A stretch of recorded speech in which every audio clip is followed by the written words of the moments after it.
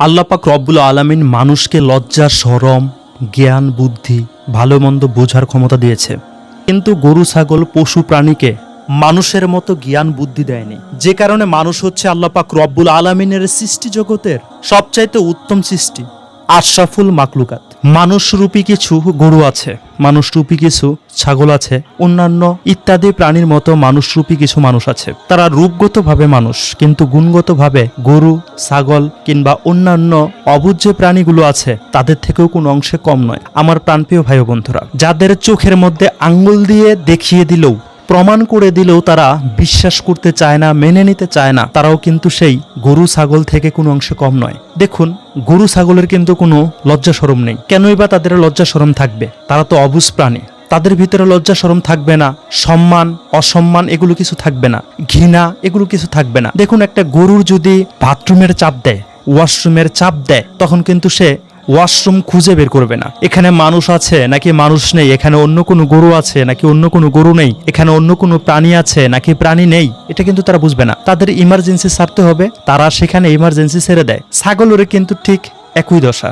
এভাবে অসংখ্য অগণিত প্রাণী আছে, এই অবুঝ প্রাণীগুলোর কোনো লজ্জা শরম নেই, আর এটা থাকার কথাও না। তাদের যখন যেটার প্রয়োজন তখনই তারা সেটা করে ফেলে। তারা কিন্তু পরিবেশ বুঝে না। কিন্তু মানুষ নামে যে মাকলুকাতটাকে আল্লাহ পাক রব্বুল আলামিন বানিয়েছে, তাদের ভিতরে লজ্জা আছে, শরম আছে, ভালো মন্দ বোঝার ক্ষমতা আছে, সম্মান সবকিছু আছে। কিছু মানুষের আচার ব্যবহার, কথাবার্তা, চলাফেরা, তারা যেন গরু ছাগলকেও হার মানিয়ে দিয়েছে। মানে গরু ছাগলের আকল, জ্ঞান, লজ্জা শরমকেও হার মানিয়ে দিয়েছে। এখন কথা হচ্ছে, গরু ছাগল তো তারা অবুঝ প্রাণী, তারা বুঝবে না, এটাই স্বাভাবিক। কিন্তু মানুষ, তাদের তো বুঝতে হবে, তাদের তো যাচাই বাছাই করতে হবে। যারা মানুষ তারা তো যাচাই বাছাই করবেই করবে।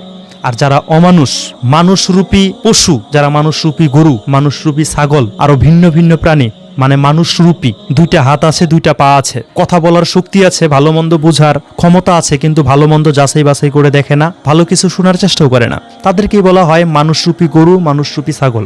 দেখুন, এই কথাগুলো আমার বলতে হচ্ছে। আপনারা হয়তো বাংলাদেশের স্বরাষ্ট্রমন্ত্রী সালাউদ্দিন আহমেদ সাহেবের কথাটা শুনেছেন। স্বরাষ্ট্রমন্ত্রী সালাউদ্দিন আহমেদ একদম দিনের আলোর মতো পরিষ্কার করে দিয়েছে, রেফারেন্স দেখিয়েছে, জামাত ইসলাম নামক সেই সংগঠনের ইস্তেহার সংসদের ভিতরে উঠিয়ে দেখিয়েছে, পার্ট বাই পার্ট, পৃষ্ঠা বাই পৃষ্ঠা দেখিয়েছে।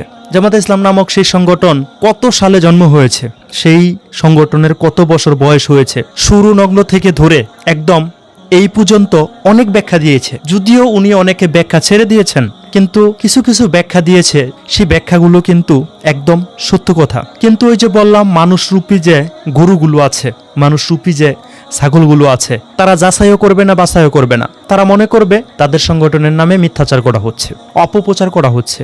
কিন্তু ইস্তেহারের ভিতরে যে ইসলামের কোনো বালাই তাদের নেই, তারা ক্ষমতায় গেলে যে ইসলাম প্রতিষ্ঠা করবে না, তাদের ইস্তেহারের মধ্যে এটা স্পষ্ট আছে যে তারা ইসলাম অনুযায়ী রাষ্ট্র পরিচালনা করবে না। তাদের ইস্তেহারের মধ্যে ইসলামের কোনো বর্ণনা নেই। তারা ইসলামের কথা বলে বলে মানুষগুলোকে ধোঁকা দিচ্ছে। কিন্তু মানুষরূপী গরুগুলো, মানুষরূপী ছাগলগুলো যাচাই বাছাই ছাড়া তাদেরকে ইসলামিক সংগঠন বলতে শুরু করেছে। বাইতুল মোকাররমের সম্মানিত খতিব আল্লামা মুফতি মালেক হাফিজাহুল্লাহ, তিনিও কিন্তু নির্বাচনের আগে এই কথাটা তুলে ধরেছিলেন যে এমন একটা ইসলামিক সংগঠন আমাদের বাংলাদেশে আছে, তারা নিজেদেরকে ইসলামিক সংগঠন বলে দাবি করে, তাদের ইস্তেহারে ইসলামের কোনো কথা নাই। না আছে সমাজ ব্যবস্থা, না আছে ব্যাংকিং ব্যবস্থা, না আছে শিক্ষা ব্যবস্থা, কোনো ব্যবস্থার কথা তাদের ইস্তেহারের মধ্যে নেই ইসলাম অনুযায়ী তারা করবে। অথচ তাদের সংগঠনের কিছু ভাড়া করা আলেম, দুনিয়া লোভী আলেম মানুষদেরকে ধোঁকা দিচ্ছে। তারা বলছে তারা যদি ইসলামের নাম বলে তাহলে আমেরিকা নাকি খুশি হবে না, ভারত নাকি তাদেরকে ক্ষমতায় যেতে দেবে না। যে কারণে কৌশল অবলম্বন করছে, কৌশল অবলম্বন করে ইসলামের কথা বাদ দিয়ে ইনসাফের কথা বলেছে। ইস্তেহারে ইসলাম রাখেনি। প্রাণপ্রিয় ভাই ও বন্ধুরা, যদি আপনি মানুষ হয়ে থাকেন, আপনি যদি মানুষরূপী আল্লাহ পাক রব্বুল আলামিনের শ্রেষ্ঠ মাকলুকাত হয়ে থাকেন, মানুষরূপী মানুষ হয়ে থাকেন, আপনার যদি আকল জ্ঞান থেকে থাকে, তাহলে আপনি খুব সহজভাবে বুঝবেন, একটা মানুষ ক্ষমতায় যাওয়ার আগে যদি ইসলামের কথা না বলে, সে কি ক্ষমতায় গিয়ে ইসলাম বাস্তবায়ন করতে পারবে? আর ইসলামের কথা না বলে সে যে ভোটগুলোকে কালেকশন করেছে, মানুষের সমর্থনগুলো কালেকশন করেছে, যে মানুষগুলো তাকে সমর্থন দিয়েছে, তারা কি ইসলামের জন্য তাকে সমর্থন দিয়েছে? সে যদি ইসলামের কথা না বলে সংসদে যায়, তার ঘাড় ধরে সংসদ থেকে নামিয়ে দেবে না? তাকে নিয়ে আন্দোলন হবে না? আর ইসলামে কি কখনো বলা হয়েছে তুমি যেটা করবে না সেটা তুমি গলাবাজি করে বলো তারা ইসলাম প্রতিষ্ঠা করবে না, অথচ গলাবাজি করে ইসলামের কথা বলছে তাদের সংগঠনের ভাড়া করা কিছু আলেম। এই যে সালাউদ্দিন আহমেদ স্বরাষ্ট্রমন্ত্রী, তিনি পৃষ্ঠা বাই পৃষ্ঠা একদম পাই টু পাই দিনের আলোর মতো পরিষ্কার করে বলেছে। তারপরেও ওই যে মানুষরূপী গরুগুলো আছে, ছাগলগুলো আছে, তারা বুঝবে না। তারা আমাদের ভিডিওর কমেন্টে বকাবাদ্য দেবে। আরে ভাই, এটা বকাবাদ্য দেওয়ার কোনো জিনিস না। আর কিভাবে বুঝালে তোমরা বুঝবে? ওলামাই কেরাম চিল্লাতে চিল্লাতে বুঝাতে বুঝাতে অনেকেই অন্ধকার কবরে চলে গিয়েছে, তারপরেও কেন তোমরা বুঝতে পারছো না? আমার মতো সাধারণ মানুষ যদি জামাত ইসলাম নামক সেই সংগঠন থেকে নিজেকে সরিয়ে আনতে পারে এগুলো বুঝার কারণে, আমি ইসলাম সম্পর্কে ভালো একটা ধারণা রাখি না, ইসলামের শিক্ষা আমি অর্জন করিনি, আমি মানুষটা যদি বুঝতে পারি যাচাই বাছাই করে, তাহলে আপনাকেও তো আল্লাহ পাক রব্বুল আলামিন জ্ঞান নামে সম্পত্তি দিয়ে দুনিয়াতে পাঠিয়েছে। আমি তো আপনাকে বলছি না আপনি অমুক সংগঠনের মধ্যে প্রবেশ করেন, অমুক সংগঠনের মধ্যে চলে আসেন, আপনি সেই সংগঠনকে ছুঁড়ে ফেলে দেন, এমন কিছু বলছি না। আপনি যাচাই করেন, বাছাই করেন। আপনি যদি বলেন যে আমি রাজনৈতিক সংগঠনের মধ্যে আছি, কোনো সমস্যা নাই, কিন্তু আপনি যদি বলেন যে আমি ইসলামিক সংগঠনের মধ্যে আছি, আমার সংগঠন শরিয়া আইন বাস্তবায়ন করতে চায়, তাহলে আমাদের এখানে আপত্তি আছে। কেন আপনারা মিথ্যাচার করবেন? আপনারা তো দুনিয়া লোভী একটা রাজনৈতিক সংগঠন, ইসলামিক সংগঠন না। আপনারা যখন ইসলামিক সংগঠন বলেন তখন আমাদের আপত্তি সেখানে এসে দাঁড়ায়। আপনারা ইসলামিক সংগঠন বলবেন না। যেভাবে আকিমউদ্দিন নামটাকে বাদ দিয়েছেন, এভাবে ইসলাম নামটাকে আপনারা বাদ দিবেন, এটা আমাদের অনুরোধ। আমি জানি আমার ভিডিওর কমেন্টে মাথা মোটা এই গোলগুলো কমেন্টে আমাকে বকাবাদ্য দিবে। আমি কাউকে টার্গেট করে কথা বলছি না। আমি যে গরু ছাগলগুলো এ কারণেই বলছি, গরু ছাগল তো অবুঝ, তারা তো ভালো মন্দ বুঝে না, ভালো মন্দ বুঝার ক্ষমতা রাখে না। আল্লাহ পাক রব্বুল আলামিন তাদেরকে মানুষ রূপে দুনিয়াতে পাঠায়নি, তাদেরকে অবুঝ প্রাণী হিসাবে পাঠিয়েছে। তাদের চলাফেরা এমনই হবে। কিন্তু আপনি তো মানুষ, আপনি আমাকে কেন ভিডিওর কমেন্টে বকাবাদ্য দিবেন? কেন আপনি যাচাই বাছাই করবেন না? সামান্য তরকারি রান্না করার জন্য একটা লাউ কিনে আনলে সেই লাউটাকে কতভাবে আমরা চেক করে দেখি। আমরা মানুষ, আমরা চেক করে দেখি, হাতের আঙ্গুল ঢুকিয়ে দিই লাউয়ের ভিতরে, লাউ ঠিক আছে কিনা, জ্বালা কিনা, খাওয়া যাবে কিনা। আর পরকালের একটা হিসাব যেখানে ৭৩ দলের একটা হিসাব, সেই ৭৩ দলের যে কোনো একটা দলের মধ্যে আপনি যাবেন, যে কোনো একটা কাতারের মধ্যে আপনি যাবেন, আপনি যাচাই বাছাই ছাড়া অন্ধের মতো কোনো একটা সংগঠনের মধ্যে জড়িয়ে গিয়ে ইসলামী আন্দোলন বাংলাদেশকে আপনারা তহমত দিবেন। আপনাদের কি সেই যোগ্যতা আছে ইসলামী আন্দোলন বাংলাদেশকে নিয়ে কথা বলা? কেন আপনারা ইসলামী আন্দোলন বাংলাদেশকে নিয়ে কথা বলছেন? আপনারা যদি বলেন আপনারা রাজনৈতিক সংগঠন, আমরা মেনে নিচ্ছি, রাজনৈতিক দিক থেকে আপনারা সমালোচনা করবেন, কিন্তু ইসলামের দিক থেকে সমালোচনা করার রাইট আপনারা রাখেন না। আপনাদের সে যোগ্যতা নাই, কারণ আপনারা ইসলামিক সংগঠন না। আপনারা হচ্ছেন দুনিয়ালোভী একটা সংগঠন। আপনাদের সংগঠন দুনিয়ালোভী একটা সংগঠন। দুনিয়ালোভী একটা সংগঠন হয়ে কিভাবে ইসলামিক সংগঠনের উপর আপনারা তহমত দেন? এই ক্ষমতা কি আপনারা রাখেন? আমার প্রাণপ্রিয় ভাই বন্ধুরা, আল্লাহর কসম করে বলছি, আমি কাউকে টার্গেট করে কথা বলিনি, কেউ আমার শত্রু না।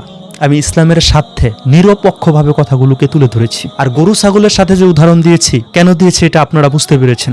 আকল জ্ঞান থাকতে আল্লাহ পাক রব্বুল আলামিনের শ্রেষ্ঠ মাকলুকাত হওয়া সত্ত্বেও কেন যাচাই বাছাই করবে না? কেন আমরা যাচাই বাছাই করব না?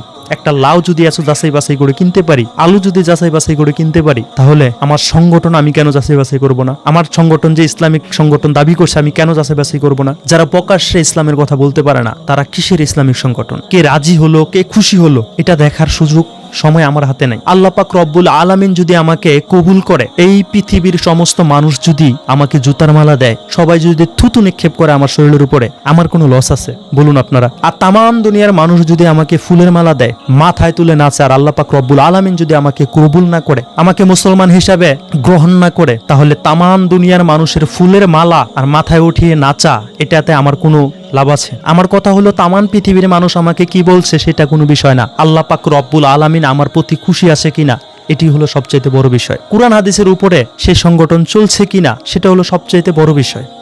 ওই রাষ্ট্র ক্ষমতায় যেতে দিবে না, ওই রাষ্ট্র ক্ষমতায় যেতে দিবে না, তার মানেটা কি? কোনো রাষ্ট্র ক্ষমতার মালিক? আমরা তো বিশ্বাস করি কোনো রাষ্ট্র, কোনো মানুষ ক্ষমতার মালিক নয়। ক্ষমতার মালিক একমাত্র আল্লাহ পাক রব্বুল আলামিন। আল্লাহ তাআলা যাকে ক্ষমতায় নেবে, একমাত্র সে ক্ষমতায় যাবে। যখন আল্লাহ পাক রব্বুল আলামিন চাইবে যে কোনো একটা সংগঠন, ইসলামিক সংগঠন ক্ষমতায় যাবে, রাষ্ট্রীয়ভাবে ইসলাম প্রতিষ্ঠা করবে, পৃথিবীতে যত চক্রান্ত আছে, যত মানুষ আছে, সবাই যদি চক্রান্ত করে, তাও কিন্তু ইসলামকে ক্ষমতায় যাওয়া থেকে কেউ আটকাতে পারবে না। মানুষ চেষ্টা করতে হবে। মানুষ কি চেষ্টা চালিয়ে যাচ্ছে না? ইসলামী আন্দোলন বাংলাদেশ কি ইসলামের উপর অটল থেকে চেষ্টা চালিয়ে যাচ্ছে না?